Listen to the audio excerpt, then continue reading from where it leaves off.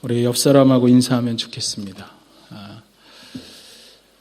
제가 1부 때 이렇게 인사하니까 좀 어렵기는 했는데 잘 들으시고 인사하면 좋겠어요. 우리 옆 사람 보고 당신은 하나님이 아들을 주실 만큼 존귀한 자입니다.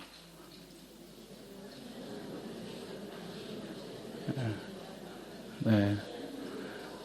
짧게 다시 인사하겠습니다. 당신은 참으로 존귀한 자입니다. 여러분, 우리 그리스도인들은 세상이 뭐라고 하든 세상이 뭐라고 평가하든 하나님의 눈으로 우리를 봅니다. 그러면 우리는 늘 하나님의 사랑을 받기에 충분한 존귀한 자인 줄 믿습니다.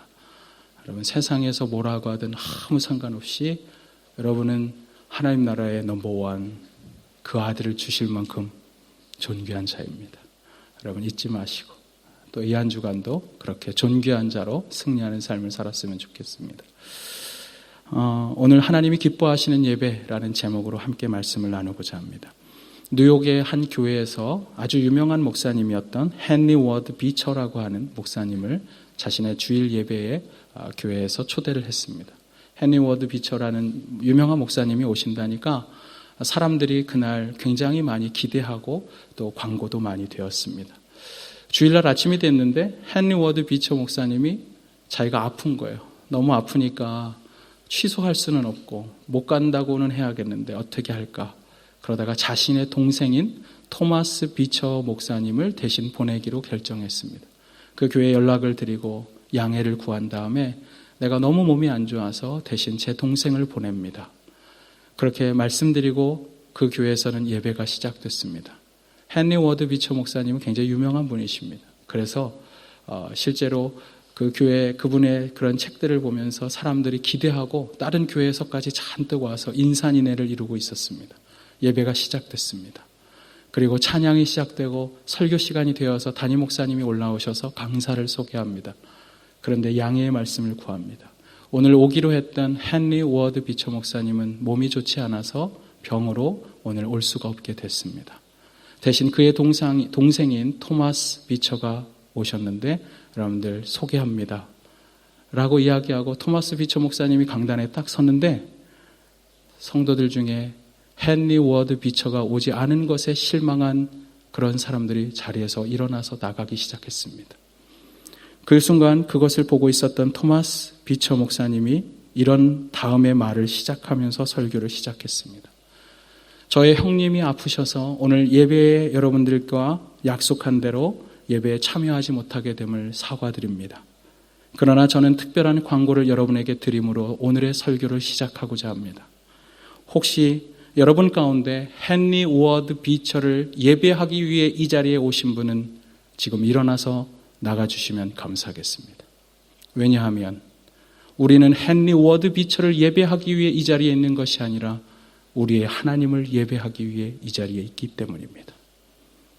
그날은 특별한 하나님의 기름 부으심이 있는 진정한 예배로 그들 모두가 함께 예배하고 있었습니다. 우리가 잘 아는 A.W. 토저 목사님이 말씀하셨습니다. 그리스도인의 모든 실패는 예배의 영광을 경험하지 못한 데서 비롯된다. 우리 인생에서의 그리스도인의 실패는 만유의 주님이시며 우리의 예배를 받으시기에 합당하신 그분, 우리를 만드신 창조주시여 우리를 인도해 가시는 하나님을 경험하지 못한 그날의 예배의 실패가 우리의 인생의 실패라고 그렇게 토저 목사님은 안타까워하며 우리에게 말했습니다. 그렇습니다. 그리스도인의 모든 실패는 예배의 실패에서부터 기인합니다. 그런데 오늘 본문에는 그 중요한 예배에 실패했던 두 사람이 나옵니다. 그 사람의 이름은 우리가 잘 아는 것처럼 나답과 아비후입니다. 나답과 아비후는 너무나도 안타깝게도 그들은 제사장이었습니다. 레위기에 오늘 본문에 읽어보면 그들은 하나님께서 세우신 이스라엘 백성의 제사장 중에서도 첫 번째 세운 제사장이었습니다. 하나님이 직접 세운 첫 번째 제사장 아론의 아들 나답과 아비후. 그들은 그들의 첫 예배를 드리는 동안 실패한 예배를 드렸습니다. 그리고 죽음을 경험합니다. 오늘 우리 함께 오늘 본문이 되는 레위기 10장 1절과 2절 말씀을 같이 한번 읽어보도록 하겠습니다. 같이 한번 읽어볼까요? 시작. 아론의 아들 나답과 아비후가 각기 향유를 가져다가 여호와께서 명령하시지 아니하신 다른 불을 담아 여호와 앞에 분향하였더니 불이 여호와 앞에서 나와 그들을 삼킴에 그들이 여호와 앞에서 죽은지라. 오늘 우리가 읽은 본문은 레위기 몇 장이에요? 10장이죠? 네, 10장입니다. 10장 바로 앞에 몇 장? 9장. 네. 저는 어려운 건 안 여쭤봐요. 9장 바로 앞에는 8장이 있습니다. 여러분, 레위기 8장은 아까 말씀드린 대로 하나님께서 제사장을 세우는 위임식, 제사장의 위임식이 있어요. 위임이라는 것은 어떤 위치에 임명되는 예식이다, 그런 뜻입니다. 그래서 제사장으로서 첫 번째 직임을 감당했었던 이스라엘의 처음 제사장이 세워지는 8장에서의 위임식을 거쳤던 사람입니다. 그리고 9장에 오면 그 제사장으로서 위임식이 끝나고 첫 번째 예배를 드리는 그 순간 하나님의 영광이 임했습니다. 우리가 그 장면을 9장 22절부터 24절에서 볼 수가 있습니다. 바로 본문 앞절에 있는데요. 우리 9장 22절부터 24절까지 한번 읽어볼까요? 시작. 아론이 백성을 향하여 손을 들어 축복함으로 속죄제와 번제와 화목제를 마치고 내려오니라. 모세와 아론이 회막에 들어갔다가 나와서 백성에게 축복하며 여호와의 영광이 온 백성에게 나타나며 불이 여호와 앞에서 나와 제단 위에 번제물과 기름을 사른지라. 온 백성이 이를 보고 소리를 지르며 엎드려졌더라. 그들이 예배를 드리는 첫 번째 예배 가운데 여기서 보면 속죄와 번제와 화목의 제물을 갖다가 놓았습니다. 그리고 예배를 드리는 제단 앞에 이렇게 제단에 올려놓고 그곳에서 보면 22절에 모세와 아론이 회막에 들어갔다가 나오면서 제단을 앞에 두고 그 앞에 서서 온 백성들을 향해서 축복의 말을 합니다. 우리가 잘 아는 민수기에 있는 말씀입니다. 여호와께서 너희를 향하여 그 얼굴빛을 향하여 드사 그 축복의 말씀, 구약의 축도라고 하는 그 축복의 말씀을 선언하는 그 순간 제단에서부터 하나님의 거룩한 불이 임하면서 제단 위에 올려놨던 제물들을 다 불태우십니다. 하나님의 영광의 임재를 받습니다. 그것을 23절에 이렇게 말하는 거예요. 여호와의 영광이 온 백성에게 나타나며 불이 여호와 앞에서 나와 제단 위에 번제물과 기름을 사른지라. 하나님 앞에 예배하는데 여기 여러분이 드린 제물이 있습니다. 근데 그것을 하나님의 영광 가운데 임하셔서 거룩한 불이 임하면서 그것을 다 불태웠어요. 엄청 놀라운 일이죠. 첫 번째 예배를 드리는 그 순간 엄청난 놀라운 하나님의 영광을 보면서 이 사람들이 여기 보면 뭐라 그래요? 그것을 보고 온 백성이 소리를 지르며 엎드렸다고 얘기해요. 놀래서 자빠진 게 아니라 하나님의 임재의 영광을 보는 순간 주석자들은 기뻐서 하나님 앞에 환성과 기쁨의 소리를 질렀어요. 예배하는 가운데 하나님의 영광의 불이 임하는 것을 보니까 그들의 가슴이 뜨거워지고 하나님은 역시 살아계시구나. 기쁨으로 예배하면서 그들이 엎드려서 경배하기 시작합니다. 그런데 문제는 그 다음입니다. 그런데 그 다음에 드려지는 여호와의 영광이 임한 그 다음 그들이 아론과 그리고 그의 아들들이었던 나답과 아비후가 향불을 가지고 와서 하나님의 성전의 회막 안에 들어가야 되는데 그때 잘못된 불을 가져와서 그들이 죽임을 당합니다. 하나님의 영광을 맛본 바로 그 순간 오히려 하나님 앞에 예배에 실패하고 있었던 이 두 사람, 나답과 아비후. 그들은 제사장이었지만 그들은 오늘날로 치면 목회자였지만 진정으로 예배해야 하는 그 순간 그들은 예배에 실패하고 말았습니다. 그리고 그 실패의 대가는 매우 참혹하게도 그들의 생명을 가져가는 것이었습니다. 그렇다면 도대체 우리가 드리는 예배가 무엇이기에 하나님은 그렇게 가혹하게까지 하실까요? 그리고 어떻게 진정으로 하나님 앞에 예배하는 제사장이 바로 지금 앞에 하나님의 영광을 보고 있으면서도 잘못된 예배를 드릴 수가 있었을까요? 저는 이들의 이 사건을 통해서 우리가 드리는 하나님 앞에 드리는 예배, 오늘의 이 예배, 그리고 내 삶으로 드려지는 예배가 하나님이 기뻐 받으시는 예배가 무엇일까? 그것을 함께 나누고 싶습니다. 우리가 드리는 예배, 어떻게 하나님이 기뻐 받으실 수 있을까요? 첫 번째로 하나님이 기뻐 받으시는 예배는 경외함으로 드리는 예배입니다. 우리의 마음에 그분을 향한 리스펙트, 그리고 그분을 높여드리는 경외의 마음으로 드려지는 예배입니다. 우리 함께 오늘 본문 1절 말씀을 다시 한번 읽어보겠습니다. 시작. 아론의 아들 나답과 아비후가 각각 향로를 가져다가 여호와께서 명령하시지 아니하신 다른 불을 담아 여호와 앞에 분향하였더니, 그들이 잘못된 예배를 드렸던 이유 여기 1절에서 설명합니다. 나답과 아비후가 뭐 했어요? 나답과 아비후가 잘못된 불을 가지고 왔어요. 성경은 명확하게 말합니다. 다른 불을 가지고 왔다. 다른 불, NIV 성경에는 인가받지 않은 불, 하나님이 허락하지 않은 불, 킹 제임스 버전은 이렇게 말합니다. 이상한 불, 그분이 허락하지 않은 불은 이상한 불이에요. 그리고 이것에 대한 정확한 뜻은 이것입니다. 거룩하지 않은 불. 도대체 어떤 불이어야 하기에 그것이 거룩하지 않은 불일까요? 아까 예배드리는 많은 순서가 있었지만 그 중에서 아주 지금 이 예배 순간 그들이 제물을 먼저 주님 앞에 제단 앞에 드렸습니다. 그리고 나서 하나님의 불이 임해서 그것을 불태우셨습니다. 영광 가운데 나타났습니다. 그 다음 순서가 뭐라고요? 제사장인 나답과 아비후가 향을 가지고 와서, 향로니까 향을 담은 그릇을 가지고 와서 그것을 하나님 앞에 분향하는 시간입니다. 그런데 그때 인가받지 않은 다른 불을 썼다는 거예요. 그게 무슨 뜻인가? 자세하게 나오는 게 레위기 16장 12절입니다. 레위기 16장 12절 말씀 우리 같이 한번 보겠습니다. 레위기 16장 12절. 제가 가진 성경으로는 구약 171면에 있는 레위기 16장 12절 말씀 우리 같이 한번 읽어볼까요? 시작. 향로를 가져다가 여호와 앞 제단 위에서 피운 불을 그것에 채우고 또 곱게 간 향기로운 향을 두 손에 채워가지고 휘장 안에 들어가서, 그리고 13절에 보면 여호와 앞에서 분향하여 향연으로 증거계 위 속죄소를 가리게 할지니. 그러니까 지금 회막에 있고 지성소 안에 들어가서 향기로 가득해서 지성소가 보이지 않을 만큼 향으로 꽉 채우라는 거예요. 그런데 뭘 가지고 들어가요? 향로를 가져가요. 향로를 이렇게 가져가요. 향로 여기에 뭘 채우라 그랬어요? 향을 갖다 집어넣죠, 여러분. 불태우면 향기가 나는 향을 갖다 채우는 거예요, 향로에. 그런데 불은 어디다 가져오라 그래요? 어느 걸 쓰라 그래요? 제단 위에서 피운 불.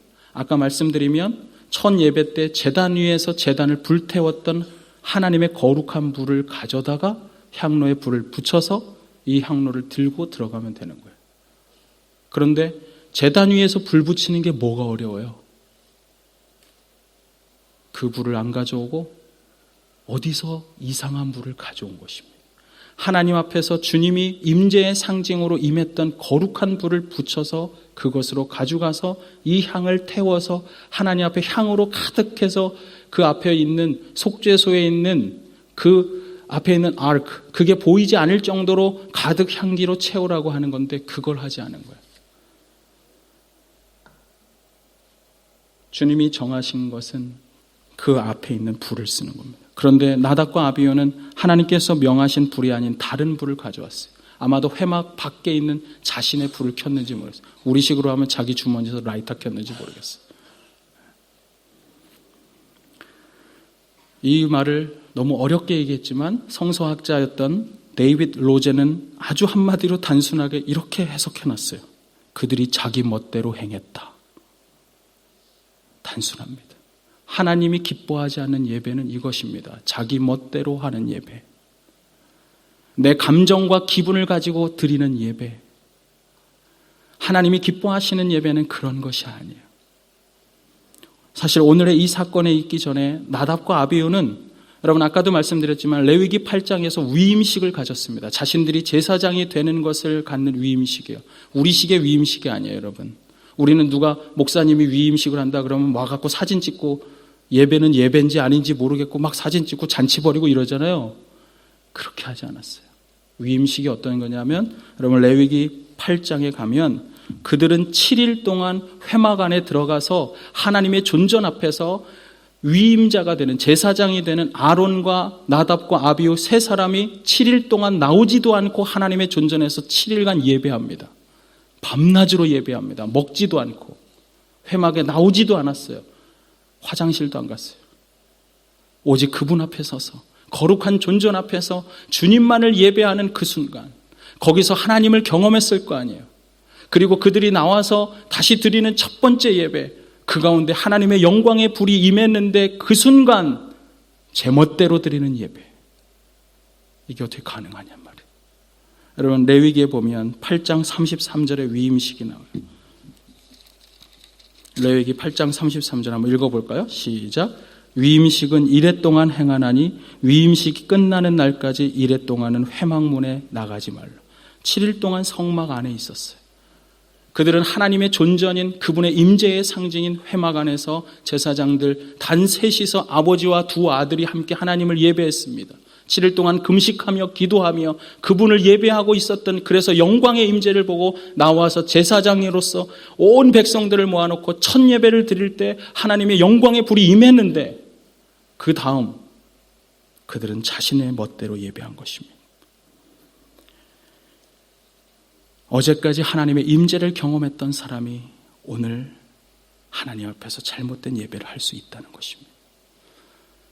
여러분, 오늘 이 순간 진실로 하나님의 임재 앞에 서기를 갈망하지 않으면 여러분이 어제 은혜 받았다고 오늘 은혜의 삶을 사는 게 아니에요.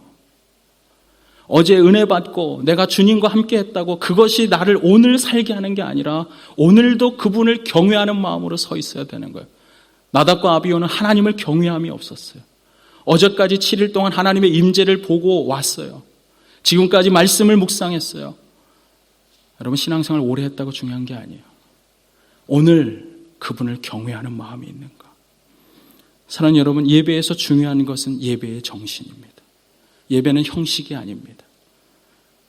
오늘 이 예배가 나답과 아비후가 향불을 다른 불을 쓰는 절차를 잘못해서 죽임을 당한 게 아니라 그들이 다른 불을 쓸 만큼 여호와에 대한 경외함이 없었다고요. 그분에 대한 인정이 없었다고요. 그분이 내 인생에서 중요한 분이라는 것을 그들이 존전 앞에서 봤으면서도 무시하고 있었단 말이죠. 하나님은 우리의 멋들어진 신앙의 어떤 기도의 제목을 듣는 분이 아니십니다. 우리의 어떤 멋있는 찬양을 들으려는 게 아니에요. 저는 오늘 아까 일부 예배 때 오늘 반주도 없었어요. 그러나 찬송가로 부르는데 슬픈 마음이 있는 사람, 이 찬양을 부르는데 진실로 마음에서 그랬어요. 하나님, 오늘 슬픈 마음 있는 사람들 예배 가운데 주님 만나게 해주십시오. 회복되게 해주십시오. 주님을 경외함으로 서서 진정으로 예배하게 해주십시오. 피아노 반주가 중요한 게 아니라 입술의 고백 한마디를 통해서도 주님은 우리의 마음을 보시고 우리의 경배를 받으시는 주님, 주님을 진정으로 경외합니다. 오늘 예배 가운데 임해 주십시오. 여러분, 제가 어저께 청년들하고 밤늦게까지, 여러분 어저께 우리 청년들 5시간 동안 성경 말씀을 묵상했습니다. 말씀을 묵상하고 기도하고, 그리고 밤에 12시 넘어서 들어왔어요. 그러나 오늘 예배를 준비하면서 저는 오히려 하나님 앞에 그랬어요. 내가 최선으로 하나님 앞에 예배하자. 오늘 이따가 2시에 예배 드리지만 나는 아침부터 예배자로 제대로 서자. 어제 기쁨을 바빴다고 하나님이 일하시는 것들, 은혜를 경험했다고 오늘 내가 나약한 마음을 가지면 그분 앞에 진실로 예배할 수 있을까? 아침부터 기도하고 다시 말씀 묵상하고 오늘 설교문에 나온 글자 혹시라도 잘못된 거 없나, 인용 잘못한 거 없나 다시 찾아보고 기도하고 묵상하고. 왜 그래요? 나답과 아비후, 하나님과 가장 가까이 있는 그들이 예배를 똑바로 안 드렸단 말이죠. 여러분들 중에서 여기서 예배하는 사람 중에 제일 문제가 누구냐? 저예요. 오늘의 설교를 준비하면서 제가 찾은 책 가운데 이런 글귀가 있었어요. 하나님의 거룩함에 가장 가까이 있는 그가 하나님의 거룩을 훼손한다. 예배를 가장 가까이 섬기는 찬양팀, 예배 봉사팀, 지난 시간들 열심히 신앙생활했다고 다짐하고 나오고 있는 재직들, 그들의 마음속에 진짜 하나님을 경외함이 있는가? 거룩을 가장 가까이서 섬기는 그들이 무너질 수가 있는 거예요. 여러분, 기도할 때 저를 위해 기도해 주셔야 돼요. 제가 마음에 그런 마음이 있어요. 우리 청년들이 어제 은혜 많이 받았는데 저는 오면서 걱정했어요. 하나님이 역사를 하시는 그때 누가 제일 많이 역사해요? 사단이 역사해요. 하나님 일하는 거 누가 제일 보기 싫어하는데. 여러분 이제 당장 청년들에게 남은 거 시험들 일만 남은 거예요. 그렇게 따지면. 그래서 제가 하고 싶은 말이 이거예요. 우리 청년들은 정신 바짝 차리고 하나님 더 의지해야 돼요. 더 하나님 바라봐야 돼요. 그분을 더 경외해야 돼요. 여러분 나답과 아비후를 여러분 성경에서 검색할 수 있어요. 요즘 어플이 참 좋아요. 검색이 있어요. 검색. 나답과 아비후를 성경에서 검색하면 레위기 여기에만 나오는 게 아니에요. 저는 이 왜 안타깝냐 하면 하나님을 향해서 흐트러진 그들의 마음이 문제라는 거예요. 이분들이 어떤 사람인 줄 아세요? 나답과 아비후가? 그냥 아론의 아들이 아니에요. 여러분 출애굽기 24장을 한번 보십시오. 출애굽기 24장에 보면 24장은 여러분 출애굽기 24장은 모세가 10계명을 받는 장입니다. 10계명을 받는 장인데 24장에 보면 10계명을 받을 때 그 언약을 받을 때 여러분 성화를 잘못 보면 모세만 올라간 줄 알아요. 시내산에. 여러분 모세만 올라가지 않았어요. 24장 1절을 한번 읽어보겠습니다. 같이 읽습니다. 시작. 또 모세에게 이르시되 너는 아론과 나답과 아비후와 이스라엘 장로 70명과 함께 여호와께로 올라와 멀리서 경배하고 2절 읽습니다. 너 모세만 여호와께 가까이 나오고 그들은 가까이 나오지 말며 백성은 너와 함께 올라오지 말지어다. 올라가긴 올라가는 거예요. 백성들 앞에서 언약의 그런 10계명은 모세가 더 하나님께 가까이 가지만 그러나 여기 부르는 사람들이 있습니다. 이 사람들을 불렀습니다. 모세만 부르신 게 아니라 누굴 불렀어요? 아론과 나답과 아비후와 이스라엘의 장로 70명.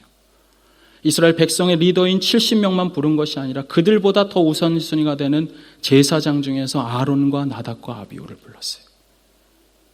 우리 주님께서 이스라엘의 영적 지도자라고 말할 수 있는 그들의 이름을 직접 호명하여 불렀습니다. 구약시대에서는 하나님의 이름을 불림을 받는 게 영광입니다. 진짜. 왜냐하면 구약에서는 하나님을 보는 순간 죽임을 당했어요. 제사장들도 죽어요. 그런데 24장에 보면 이 사람들이 하나님을 봅니다. 시내산에서. 우리 같이 한번 볼까요? 9절부터 11절 한번 읽어보겠습니다. 시작. 모세와 아론과 나답과 아비후와 이스라엘 장로 70인이 올라가서 이스라엘의 하나님을 보니 그의 발 아래에는 청옥을 편듯하고 하늘같이 청명하더라. 하나님이 이스라엘 자손들의 존귀한 자들에게 손을 대지 아니하셨고 그들은 하나님을 뵙고 먹고 마셨더라. 여러분 구약에 이런 사람들이 없어요. 하나님을 보는 순간 다 죽임을 당하는데 이 순간만큼은 하나님이 친히 이름을 불러서 올라오라고 하셨어요. 친히 이름을 불렀을 뿐 아니라 제사장으로 하나님이 인정했는데 이들을 어떻게 인정합니까? 11절에 보니까 하나님이 이스라엘 자손들의 존귀한 자라는 이름을 붙여줬어요. 그런데 하나님이 손을 대지 아니하였다? 이 말은 죽임을 당하지 않았다는 거예요. 하나님을 보면 다 죽습니다. 그런데 9절에 보니까 10절에 보니까 이스라엘의 하나님을 그들이 봤어요. 보는 순간 그 발은 청옥처럼 편듯했고 하늘과 같이 청명한 하나님을 봤어요. 그 하나님 보면 죽어야 되는데 하나님이 죽이지 않으셨어요. 그러면서 더 놀라운 건 이거예요. 그들을 이스라엘의 존귀한 자라고 말하고 그들은 하나님과 함께 밥을 먹었어요. 하나님 면전 앞에서. 이 엄청난 이런 하나님의 영광을 본 나답과 아비후가 예배하는데 어떻게 그럴 수가 있냐는 거예요. 사랑하는 여러분, 누구보다 하나님을 경외할 수 있는 그리고 누구보다 하나님을 높일 수 있는 사람들이 누구보다 하나님을 경외하지 않았다는 사실이 오늘 우리에게 무엇을 이야기해 줄까요? 누구보다 하나님을 신뢰할 만한 영적 지도자고 하나님께서도 인정하고 있었던 정말 하나님 앞에 때로는 거룩함으로 섰던 그들이 누구보다 하나님을 가벼이 여기고 예배를 예배답게 드리지 못했다는 사실. 이것이 오늘 우리에게 무엇을 이야기해 줄까요? 저는 우리가 처음에 첫사랑을 그래서 회복해야 된다고 생각합니다. 그분의 은혜로 우리가 십자가의 은혜로 주님 앞에 무릎 꿇고 나를 구원하신 하나님 앞에 눈물 흘리던 그날의 역사가 과거로 끝나버리면 안 되고 나는 오늘도 내가 죽노라라고 말한 사도 바울처럼 그분 앞에서 진실로 내 모든 죄를 깨끗이 내려놓고 그분 앞에 존귀와 영광 가운데 서기를 구해야 됩니다. 예배를 자주 섬기는 사람들, 우리 주님은 마음을 보십니다. 우리 찬양팀이 마음으로 하나님 찬양했으면 좋겠어요. 여기에 있는 우리 성도님들이 찬양 입술에 고백 하나를 드려도 경외함으로 했으면 좋겠어요. 기도를 하더라도 하나님 당신을 높여드립니다. 그 예배를 우리 주님은 받으십니다. 여러분의 마음으로 주님을 경외하는 그 순간, 그래서 우리 교회는 하나님 앞에 잠시를 드려도 하나님을 기쁘시게 하는 예배, 주님의 앞에만 마음을 드리는 예배, 그런 예배, 영광스러운 예배 드리게 되길 주님의 이름으로 축원합니다. 하나님이 기뻐하는 예배 무엇일까요? 두 번째로, 그것은 순결함으로 드리는 예배입니다. 경외함으로 예배할 뿐 아니라 우리는 순결함으로 예배해야 합니다. 우리 함께 읽은 레위기 10장 우리 본문의 12절 말씀을 같이 한번 읽어보겠습니다. 12절 같이 한번 다 같이 읽어볼까요? 시작. 모세가 아론과 그 남은 아들 엘르아살에게와 이다말에게 이르되 여호와께 드린 화제물 중 소재에 남은 것은 지극히 거룩하니 너희는 그것을 취하여 누룩을 넣지 말고 제단 곁에서 먹되. 여기 보면 소재라는 말이 나옵니다. 소재라는 것은 곡식을 드리는 제물, 예배입니다. 양이나 소를 드리는 게 아니라 소재라는 것은 곡식을 드리는 제물, 그런 예배입니다. 곡식을 제물로 드리는 예배. 그런데 이 소재의 특징이 뭐냐면 곡식을 드렸지만 내가 드린 제물을 제사 드린 자신이 먹을 수가 있었어요. 그래서 오늘 여기 보면 뭐라 그래요? 소재에 남은 것은 지극히 거룩하니 너희는 그것을 취하여 누룩을 넣지 말고 제단 곁에서 먹으라. 곡식으로 된 걸 먹는데 쉽게 얘기하면 빵 만들어 먹는 것입니다. 빵 만들 때 뭐 넣어요? 이스트. 이스트. 성경에서는 누룩. 오늘날은 이스트. 여러분 호떡을 만들어도 이스트 넣죠? 여러분 빵에는 누룩이 들어가야 됩니다. 부풀어 올라야 부드럽고 잘 먹을 수가 있어요. 근데 중요한 것은 여기서 누룩을 넣지 말래요. 왜 누룩을 넣지 않은 딱딱한 빵을 먹을까요? 왜 그럴까요? 성경에서 누룩은 대부분 일관성 있게 한 가지를 의미합니다. 여러분 고린도전서 5장 7절과 8절에 보면 우리 사도 바울이 이렇게 이야기합니다. 너희는 누룩 없는 자인데 새 덩어리가 되기 위하여 묵은 누룩을 버리라. 우리의 유월절 양 곧 그리스도께서 희생되셨느니라. 우리의 십자가에서 달려주신 예수 그리스도, 그분의 피로 말미암아 우리는 구원을 받았습니다. 우리의 과거 나를 죽게 만들었던 죄 가운데 있었던 죄로부터 나는 자유케 됐습니다. 내 옛사람의 습관은 거기서 십자가에서 그리스도와 함께 못 박혀 죽으신 겁니다. 주님이 죽으셨고 나도 그래서 죽었다고 고백하는 거예요. 거기서 죽었다고 하는 그것은 뭐예요? 내 옛 습관이 옛사람이 죽은 거예요. 그 옛사람을 오늘 본문에서는 뭐로 표현한다? 누룩이다는 거예요. 그래서 우리는 예수님을 영접하고 새 사람이 된 우리를 향해서 너희는 누룩 없는 자인데, 우리는 누룩이 없는 자입니다. 그리스도의 피로 말미암아 죄로부터 구원받은, 그래서 그분이 대신 죄값을 치르신 우리는 하나님의 자녀가 됐습니다. 생명이 있습니다. 옛사람의 성품이 있어서 그래서 누룩을 자꾸 취하려는 마음을 갖고 그럴 때 이렇게 말해요. 새 덩어리가 되기 위하여 묵은 누룩을 버리라. 옛사람의 습관을 벗어버려라.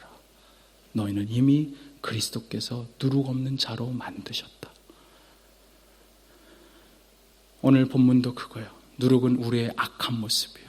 우리가 신앙생활 하지만 우리 안에 악한 모습이 있어요. 죄악된 모습이 있어요. 오늘 예배하는데 그것을 버리려고 노력해야 돼요. 우리가 하나님 앞에 예배할 때 그분을 경외하는 마음과 함께 가져야 될 마음은 그래서 그분 앞에 순결한 마음으로 나오는 것입니다. 우리가 예배를 하고 제사를 지낼 때 여러분 제물을 드립니다. 여러분 교회 올 때 헌금을 합니다. 여러분 제물을 드린다는 것은 내 삶을 드린다는 뜻입니다. 내가 제단 위에 드려져야 되는데 나를 대신해서 양이 죽는 것입니다. 내가 주님 앞에 드림으로 희생되어야 되고 내가 끝나야 되는 인생인데 대신 양이 죽음을 당합니다. 마찬가지로 여러분들이 교회에 와서 헌금을 하는데 여러분 돈 때문에 우리 주님이 왔다 갔다 하는 분이 아니에요. 여러분이 10,000불을 하든 10,000,000불을 하든 그것 때문에 우리 주님이 기뻐하시는 분이 아니라 그 얼마를 드리든 단돈 일부를 드리더라도 그 안에 내 삶으로 드리는 예물이 되고 있는가.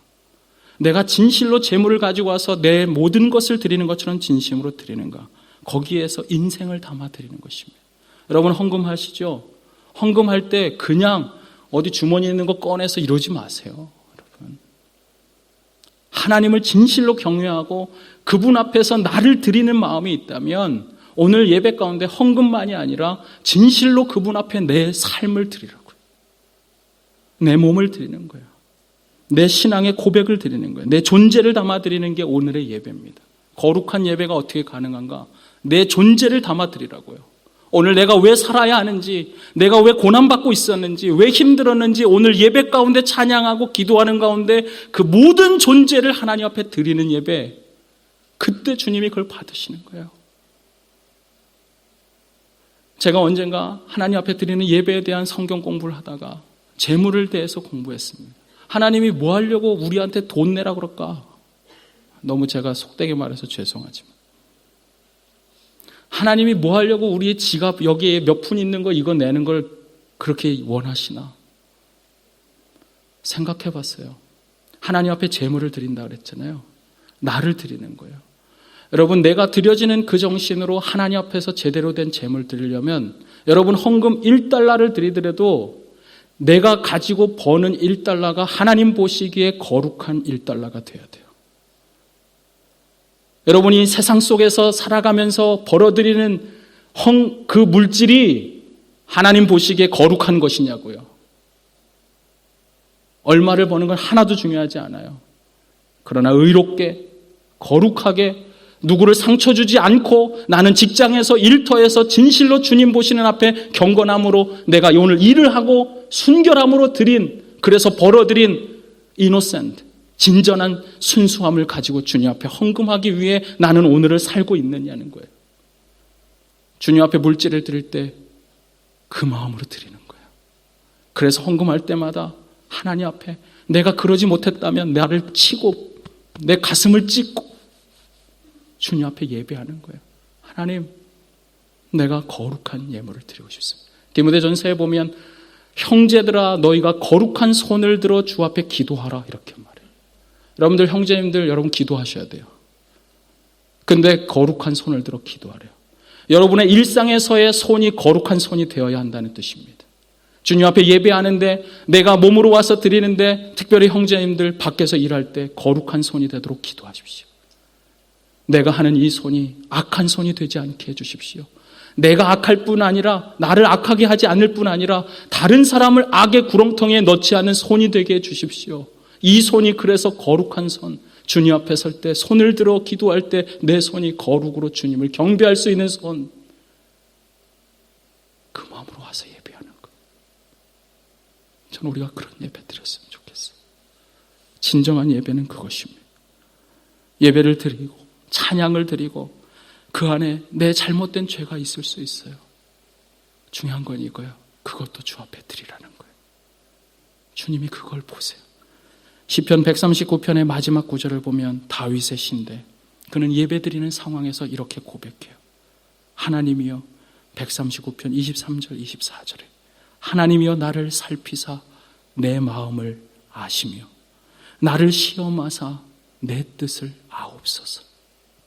예배드리러 왔는데 숨기지 않아요. 나를 숨기지 않아요. 오히려 다윗은 하나님 앞에 예배하는 그 순간 내 마음을 다 펴니다. 내가 죄가 있는 것은 아닐까요? 그래서 이렇게 고백해요. 내게 무슨 악한 행위가 있나 주님 살펴보시고 나로 영원한 길에 서게 하옵소서. 여러분 이게 진짜 예배자의 마음이에요. 여러분의 인생을 살면 우리가 잘못해서 하나님 원하지 않는 삶 살 수 있습니다. 그러나 중요한 건 이것이에요. 주님 앞에 와서 주님 저를 살펴봐 주십시오. 내 영혼을 살펴봐 주십시오. 저는 힘이 없고 연약해서 오늘도 무너지고 넘어지고 상처받고 아파가지고 여기 왔어요. 주님, 세상 어디에서도 말할 거 없는 마음. 그러나 주님 내 마음을 엽니다.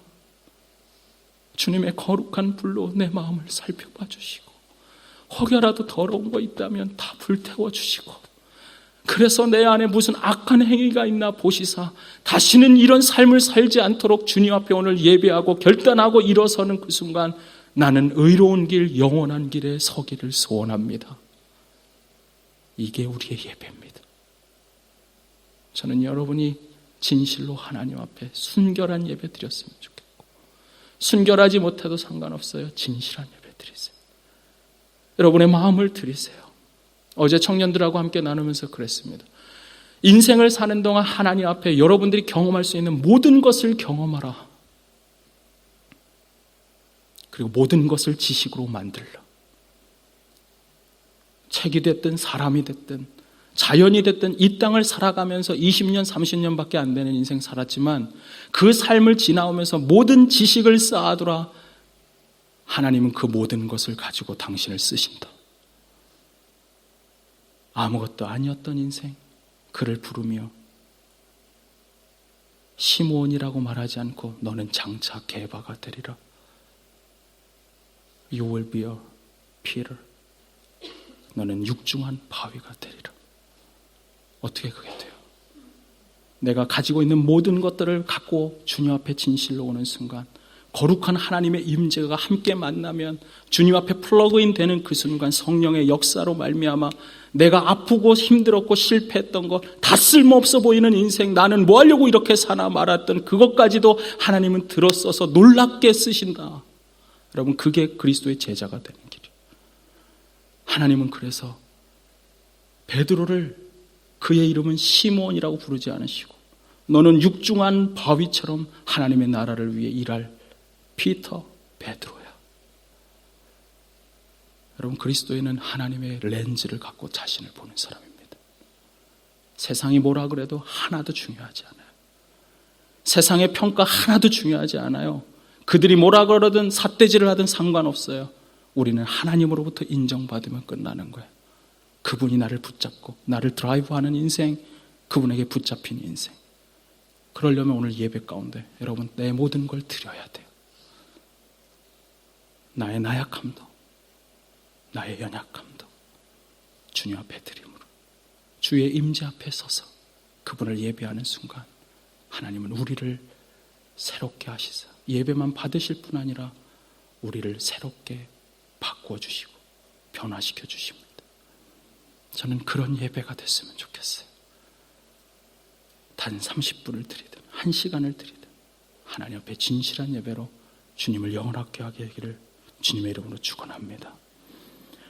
세 번째로 우리가 하나님 기뻐하시는 예배는 구별된 삶으로 드리는 예배입니다. 오늘 3절에 보면 본문 3절 같이 한번 읽어볼까요? 시작.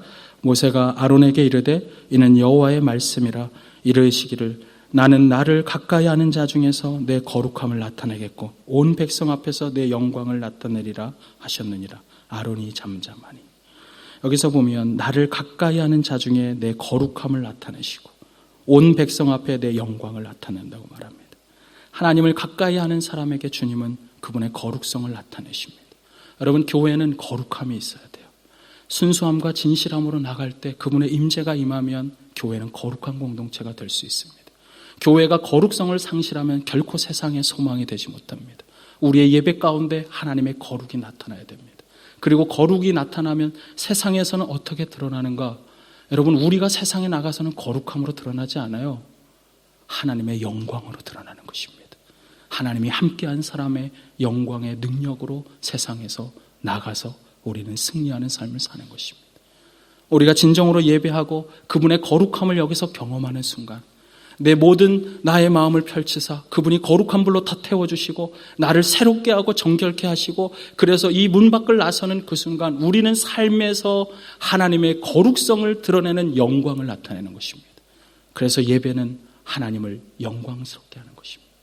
여러분의 인생을 살면서 여러분이 순수하고 거룩한 삶을 살려고 하면 세상 사람들은 이렇게 말해요. 저 사람 뭔가 빛이 난다. 영광스럽다. 제가 우리 청년들한테 이렇게 말했어요. 진짜 그리스도인은 매력적인 사람들이라고. 진짜 그리스도인들은 매력적이에요. 보면 자꾸 가까이 하고 싶어요. 알 수 없지만 뭐가 있어. 저 사람이랑 만나면 누군가에게 선한 영향을 미쳐. 사람을 감동시켜. 같이 하고 싶어. 왜 그래요? 그 안에 하나님의 영이 함께하기 때문에. 성령이 역사하시고 거룩이 나타나고, 근데 사람들에겐 영광으로 나타나요. 저는 여러분들이 그런 삶 살았으면 좋겠어요. 여러분들이 세상에서 하나님의 영광을 드러내는 삶. 오늘 거룩으로 하나님 앞에 예배하고 오늘 순결함으로 예배하면 여러분의 인생에서의 삶의 예배는 영광스럽게 그분이 기뻐하며 받으시는 예배가 될 줄 믿습니다. 저는 그 예배를 우리가 드림으로 세상과는 다르지만 세상과는 비교할 수 없는 삶의 목적으로 살아가는 그런 영광스럽고 존귀한 존재로 세상을 이기고 승리하며 나아가는 우리들 모두가 되길 주님의 이름으로 축원합니다. 함께 기도하겠습니다.